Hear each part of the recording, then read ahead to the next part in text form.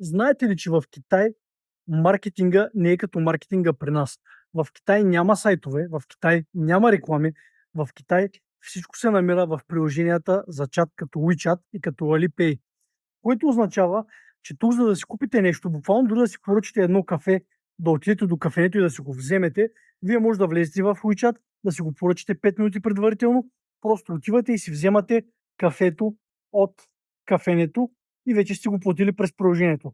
Това се отнася за наемане на коли, това се отнася за всякакъв тип услуги, това се отнася за онлайн търговията. Което означава, че ако искаме да си купим нещо, просто от приложението за чат влизаме, намираме стоката, която искаме. Разбира се, маркетинга е сведен до лайв шопинг. Конкретните продукти им вървят шопинг кампании на живо и хората ни продават това, което е на обявата.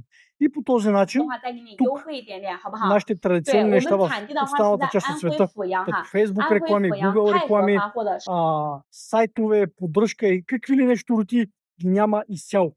Тук всичко е толкова лесно, толкова бързо, толкова интуитивно, че буквално намираме в чат приложението продукта, купуваме си го директно през чат приложението, не излизаме никъде, нямаме пиксели, нямаме ремаркетинг и получаваме директно до буквално дори някои доставки са в рамките на часове. Буквално за час-два може да ви дойде стоката, директно пристига в хотела ви и разбира се, робота я качва нагоре. Така че в Китай маркетинга няма нищо общо с маркетинга, който имаме ние. И ще ви споделя тук и много други интересни неща от посещението ми в Китай относно дигиталния маркетинг.